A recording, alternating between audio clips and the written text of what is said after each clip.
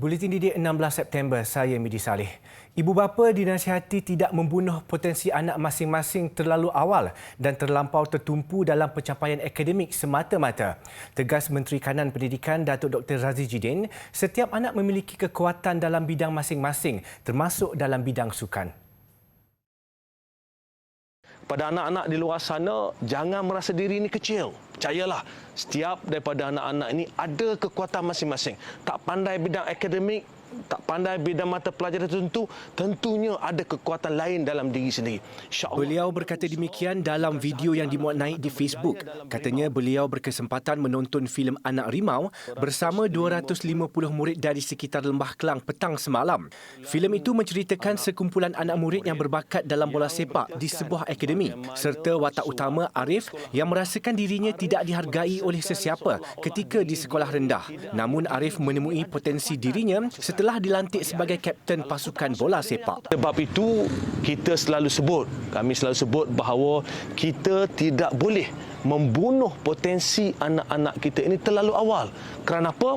Setiap seorang daripada anak-anak kita ini mempunyai kekuatan masing-masing. InsyaAllah dengan usaha, bukan sahaja anak-anak akan berjaya dalam bidang yang anak-anak ada kekuatan, tetapi dalam bidang akademi juga anak-anak boleh terus lonjak ke hadapan. Apa yang paling penting, kita jangan membunuh potensi anak-anak kita terlalu awal. Pakcik doakan yang terbaik untuk anak-anak sekalian. InsyaAllah sama-sama kita buat yang terbaik untuk generasi pewaris negara kita. Jumpa lagi. Pembayaran fasa 3 dan Rayuan Bantuan Keluarga Malaysia BKM akan dikreditkan ke dalam akaun penerima mulai Selasa ini secara berperingkat dan dijangka selesai pada 27 September. Perdana Menteri Datuk Seri Ismail Sabri Yaakob berkata, pembayaran berjumlah 2.2 bilion ringgit itu akan memanfaatkan seramai 8.7 juta penerima. Ia terdiri daripada penerima sedia ada kategori isi rumah, warga emas bujang atau tiada pasangan, bujang serta mereka yang telah lulus rayuan. Menurut Perdana Menteri dalam satu kenyataan, bagi BKM Fasa 3, setiap penerima sedia ada bakal menerima sehingga RM900. Manakala lebih 80,000 penerima yang rayuan mereka telah diluluskan akan menerima sehingga RM2,350 mengikut kategori kelayakan termasuk bantuan tunai tambahan yang diumumkan kerajaan Jun lalu. Sehingga bulan ini, sebanyak RM5.9 bilion disalurkan kepada penerima BKM melalui fasa pembayaran yang telah ditetapkan. Namun masih terdapat bayaran fasa 4 berjumlah RM2.1 bilion yang akan disalurkan kepada individu yang layak pada Disember depan. Tambahnya, kerajaan kekal komited dalam memastikan kesejahteraan keluarga Malaysia, terutamanya kumpulan sasar dengan aspek jaringan keselamatan sosial terus diberi tumpuan di dalam bajet 2023. Selain sentiasa mengutamakan kebajikan seluruh keluarga Malaysia, terutama ketika negara berdepan dengan cabaran kenaikan inflasi dan krisis geopolitik yang memberi kesan menyeluruh terhadap rantaian global. Semakan status pembayaran boleh dibuat mulai Selasa ini melalui pautan tertera. Perdana Menteri Datuk Seri Ismail Sabri Yaakob mahu tanggal keramat 16 September sempena Hari Malaysia dijadikan titik tolak bagi menyemarakkan lagi perpaduan, keterangkuman serta kebersamaan selain kesyukuran sesama rakyat di negara ini berteraskan nilai keluarga Malaysia. Dalam ucapan di sosial media sempena hari memperingati pembentukan Malaysia, Perdana Menteri mendoakan supaya keluarga Malaysia terus menjunjung semangat integrasi nasional serta kesetiaan kepada raja dan negara. Beliau turut melahirkan harapan supaya Malaysia terus dipelihara dalam keamanan dan kemakmuran.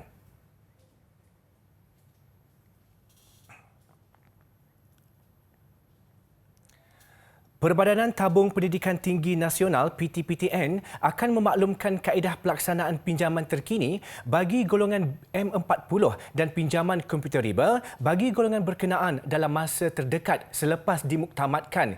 Ia susulan pengumuman Perdana Menteri Datuk Seri Ismail Sabri Yaakob semalam mengenai kenaikan pinjaman PTPTN kepada golongan itu daripada 75% kepada 100% serta kemudahan pinjaman komputer riba. Dalam satu kenyataan, PTPTN menyatakan pengumuman itu jelas menunjukkan keprihatinan kerajaan dalam menjaga kebajikan serta kepentingan mahasiswa keluarga Malaysia. Selain memaklumkan bahawa peminjam yang menamatkan pengajian bermula 2019 dengan memperoleh ijazah sarjana muda kelas pertama layak membuat permohonan untuk pengecualian bayaran balik pinjaman.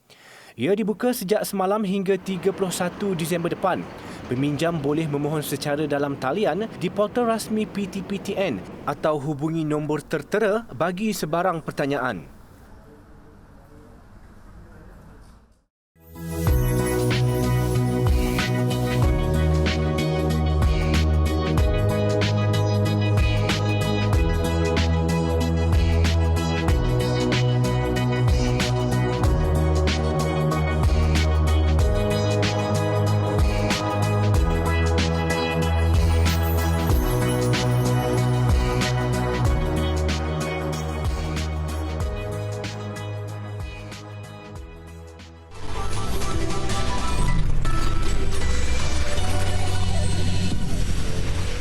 Mantan Ketua Pengarah Pelajaran Tan Sri Wan Zahid Nordin meninggal dunia jam 10 pagi tadi di rumahnya di Kampung Tunku, Petaling Jaya, Selangor.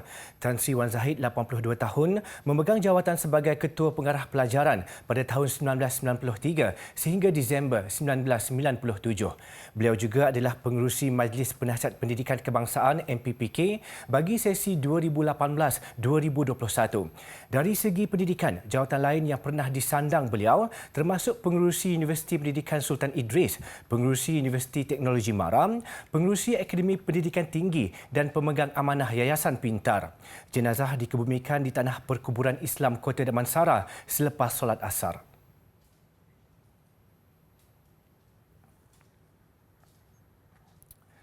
Pelbagai cara dilakukan rakyat Malaysia dalam menzahirkan semangat cintakan tanah air pada masa sama menyemarakkan Hari Malaysia. Bagi Pertubuhan Persaudaraan Seluruh Sabah USFA, sambutan Hari Malaysia tahun ini dizahirkan dengan mencipta jalur gemilang sepanjang 500 meter. Menurut pengarah program Asmah Kadir, bendera berkenaan dianggap terpanjang di daerah Tawau setakat ini. Ia dihasilkan dengan kerjasama pelajar sekolah, guru-guru, penduduk kampung dan belia sukarelawan. Jalur gemilang dipasang di atas kain putih sepanjang 500 meter dan dipaparkan di kawasan Jalan Apas, Tawau. Penghasilan bendera terpanjang itu mengambil masa selama 3 minggu dengan bantuan dana daripada pelbagai pihak. Selain menyemarakkan sambutan Hari Malaysia, usaha itu katanya diharap dapat menerapkan nilai-nilai patriotik dalam kalangan generasi muda di daerah itu. Saya rasa benda ini sangat perlulah untuk menampakkan kepada generasi akan datang ataupun kanak-kanak sekarang ni supaya diorang pun tahu bila masuk bulan Ogos sahaja, bulan kemerdekaan, kita akan ada banyak bendera. Jadi bendera ni pun menampakkan mungkin semangat patriotik ataupun supaya kita tidak lupalah dengan dengan jalur gemilang kita, sebab saya percaya di mana-mana kita pergi pun nanti kalau kita pergi luar negara, kita akan sentiasa kibarkan jalur gemilang. Yang pasti pemasangan bendera terpanjang berkenaan turut mendapat perhatian masyarakat di daerah itu. Saya berasa amat berbanggalah ada pihak-pihak seperti begini yang ingin memasang bendera seperti begini, dan sedikit sebanyak ini dapat memupuk semangat patriotik di kalangan masyarakat kita. Bangga menjadi rakyat Tawau dengan melihat bendera yang telah terpasang ini sepanjang 500 meter, menjadikan Bandar Tawau ini lebih menarik dan cantik dipandang pada waktu siang dan malam. USFA turut merancang untuk mencipta jalur gemilang yang lebih panjang di sambutan Hari Malaysia akan datang.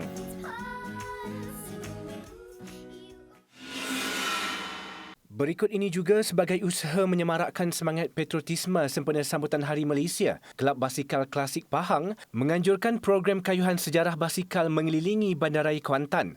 Pelbagai model basikal lama termasuk dibuat antara tahun 1940-an dan 1960 digunakan peserta. Ia juga sebagai inisiatif kelab berkenaan mengimbas penggunaan basikal sebagai pengangkutan utama orang zaman dahulu. Kayuhan bermula di Taman Kerang Kuantan dan singgah di beberapa lokasi bersejarah di bandaraya ini. Antaranya Rumah Datuk Wong Ah Jan, Rumah Klasik Kuantan, selain melalui kawasan premis lama, mempunyai nilai warisan serta sejarah. Kayuhan sejarah ini adalah untuk sempena Hari Malaysia ni untuk kami warga-warga Bandaraya Kuantan paling tidak mengetahui sedikit tentang sejarah di mana tempat kami tinggal. Jadi memberi pendedahan juga kepada saya, sekalipun saya bukanlah pakar sejarah tapi saya meminati sejarah. Pada masa sama, program ini dapat merapatkan hubungan dan kerjasama di kalangan peserta. Untuk tahun depan, Kelab Basikal Klasik Pahang menjangka lebih banyak aktiviti sampingan akan dianjurkan. Karnival Sukan dan Sukan Komuniti Sekolah Kebangsaan SK Ciku 7 di Gua Musang, Kelantan yang berlangsung selama 2 hari berjaya menarik lebih 1,000 penyertaan dalam kalangan penduduk setempat. Karnival Sukan yang diadakan buat julung kalinya ini memperlihatkan kerjasama yang erat antara SK Ciku 7 dan penduduk Felda Ciku 7 serta penduduk kampung berdekatan. Kaedah penganjuran ini memberi satu titik kebersamaan antara guru, pelajar dan juga ibu bapa yang terdiri daripada komuniti kampung. Guru Besar Salih Zakaria berkata, beliau tidak menyangka penyertaan dan kerjasama daripada penduduk kampung amat memberangsangkan. Ia memberi signifikan bahawa komitmen dalam kalangan ibu bapa sangat tinggi dalam memastikan setiap aktiviti dan program sekolah dijayakan dengan penuh cemerlang. Hari ini saya rasa bertuah berada di SK Ciku 7, berada bersama-sama komuniti SK Ciku 7 dan berada bersama-sama masyarakat serta penduduk di Felda Ciku 7 ni. Dan hari ini kami telah mengadakan satu program yang hebat yang julung-julung kali diadakan, iaitu Karnival Sukan bersama dengan Karnival Komuniti C7 Be Special. Kita namakan Karnival Komuniti kerana ia adalah satu program sekolah bersama dengan masyarakat sekitar. Tambah Salihah, program sebegini diadakan bagi memperkenalkan sekolah di kawasan pedalaman itu kepada masyarakat luar. SK Ciku 7 mempunyai 199 pelajar dan berada di kawasan pedalaman iaitu 15 km dari simpang Felda Ciku 3 di laluan utama Gua Musang, Kuala Krai. Kami berharap agar program sebegini, program yang hebat begini, insya-Allah program ini akan diteruskan di masa-masa akan datang dalam skala yang lebih besar dan yang hari ini juga dalam 2 hari ini kami menerima kunjungan lebih daripada 1,000 orang pengunjung dan alhamdulillah saya rasakan program ini sangat berjaya dan kita harapkan ia akan menjadi contoh untuk sekolah-sekolah lain juga untuk bersama-sama melonjakkan Kementerian Pendidikan kepada masyarakat luar. Dalam Karnival Sukan Komuniti ini, pelajar, guru dan ibu bapa menyertai pelbagai acara sukan. Mereka yang turut dibantu penduduk kampung bertungkus lumus menghias rumah sukan masing-masing mengikut pembahagian jalan kampung. Selain gerai jualan, karnival ini turut diserikan dengan persembahan selebriti di Barat, Fendi Kenali, Manhan dan Din Manjo, pemeriksaan kesihatan serta pameran dari Ibu Pejabat Polis Daerah IPD Gua Musang.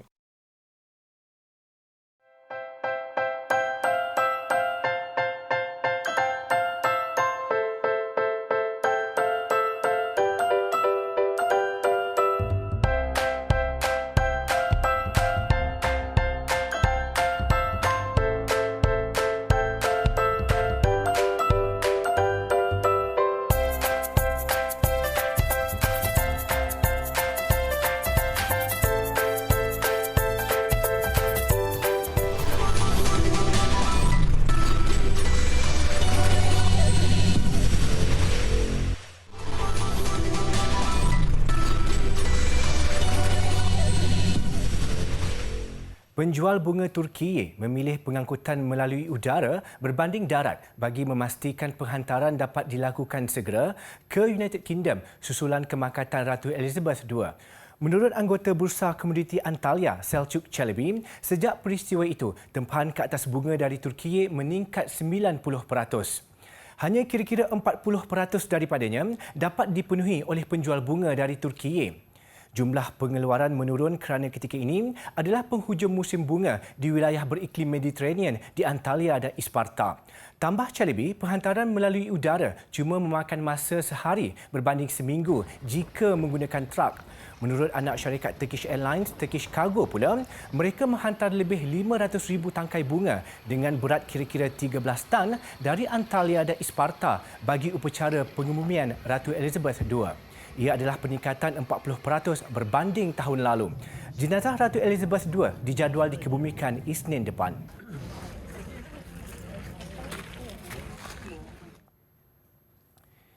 Ini satu lagi idea yang sesuai untuk diperluaskan.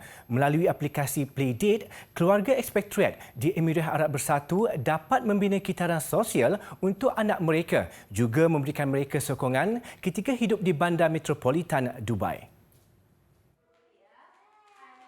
Melalui aplikasi Playdate, ibu bapa boleh membina akaun untuk anak mereka seawal peringkat bayi hingga 12 tahun. Mereka juga boleh membina profil anak mereka berdasarkan bahasa ibunda mereka, kepentingan dan jadual masa. Daripadanya, ibu terbabit boleh memilih keluarga yang sesuai bagi janji temu untuk bermain dengan anak mereka yang kebiasaannya diatur oleh syarikat aplikasi Playdate. We came up with the concept of family to family because if you think about it, when you set up a play date, you are two different families coming together. So another one of our challenges or another kind of profile that we saw is families who want their child to learn a new language or want them to stick to their origins, so they want them to kind of learn their original language. Kasih Bawi yang berasal dari Sudan dan membesar di New Zealand memulakan perniagaan ini sejak tahun 2017. Bagi membiayai operasinya, Kasih Bawi bergantung kepada dana daripada pelabur. Ia juga membantunya memperluaskan jaringan Playdate sehingga kepada keluarga di Amerika Syarikat dan United Kingdom. Ciri-ciri baharu sentiasa diperkenalkan sekaligus dapat memastikan majoriti keluarga terbabit kekal menggunakan aplikasi ini. Melaluinya, jarak usia dan soal kecenderungan tidak lagi menjadi isu besar. Malah ia juga membantu mereka bertemu ibu-ibu yang mempunyai minat sama dan gaya keibubapaan yang sesuai demi pembesaran anak-anak masing-masing. Samsung Electronics akan melabur sebanyak lebih 7 trilion won atau 22.09 bilion ringgit menjelang 2030 sebagai inisiatif alam sekitar bertujuan memastikan syarikat itu neutral karbon menjelang tahun 2050. Peruntukan akan digunakan untuk penyelidikan dan pembangunan teknologi bertujuan menapis gas rumah hijau dan memerangkap kembali karbon dioksida yang dihasilkan semasa proses pengeluaran chip. Menurut Samsung, pihaknya juga akan meningkatkan penggunaan plastik terpakai dalam perantinya kepada 50% daripada semua plastik menjelang 2030 dan 100% menjelang 2050. Pada masa sama, Samsung juga mahu meningkatkan pengeluaran chip dan peranti yang cekap tenaga. Tambahnya, syarikat itu bersama kumpulan syarikat global yang dianggotainya seperti Apple, TSMC dan Intel komited untuk mencapai 100% tenaga boleh diperbaharui. Okey, next basic yang kedua ialah catching, iaitu tangkap bola. Okey.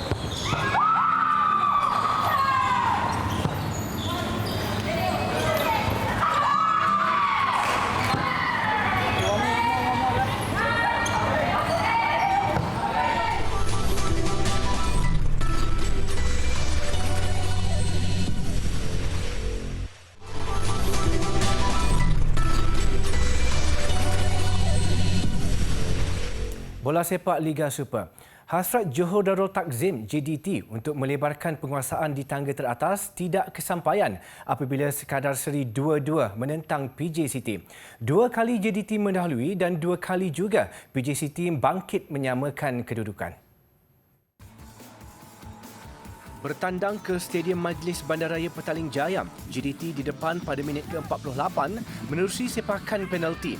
Ia susulan bola terkena tangan Filemon Ani Stanley dan penyerang berbisa pelawat Bergson da Silva mudah menyempurnakannya.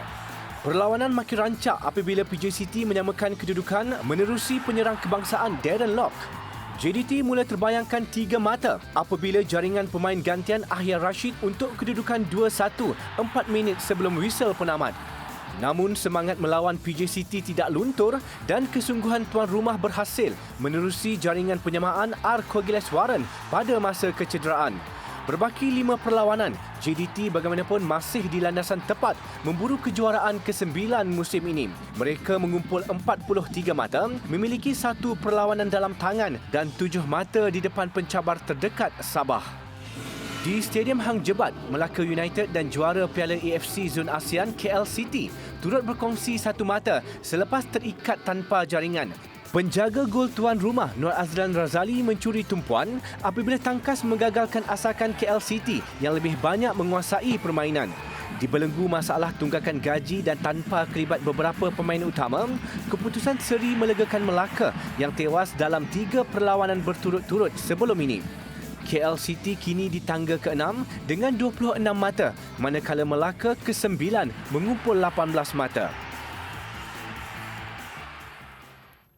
Lagi kemeriahan menjelang kemuncak sambutan Hari Malaysia ke-59 peringkat kebangsaan malam ini.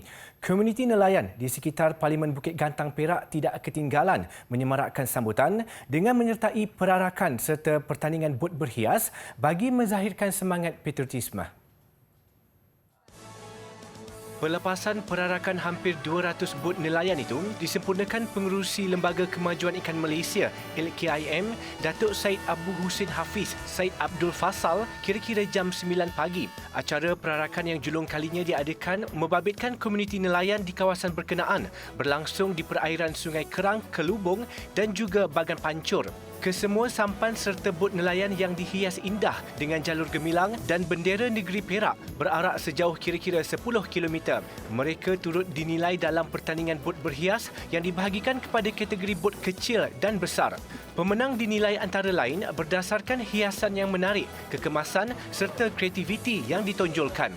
Sungai Kerang ini acaranya ialah perarakan dan pertandingan sampan dan bot berhias. Acara ini kita akan jadikan sebagai acara tahunan dalam kalender pelancongan. Kita akan masukkan dalam kalender pelancongan daerah. Sementara itu, nelayan yang ditemui berkongsi pengalaman mereka menghias bot serta sampan yang lazimnya hanya digunakan untuk menangkap ikan.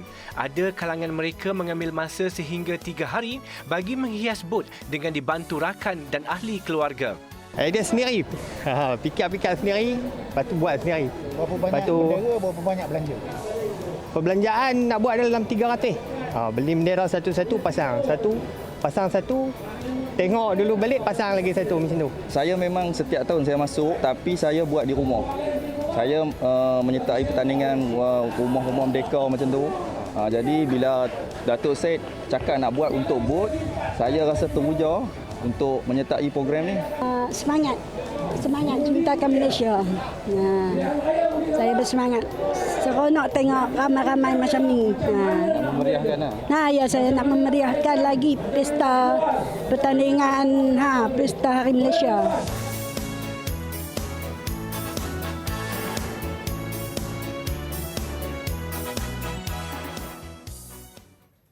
Pelbagai aktiviti terus dianjurkan bagi menyambut Hari Malaysia 2022. Kepada adik-adik, selamat menyambut Hari Malaysia. Saya Meji Saleh, salam hormat dan Assalamualaikum.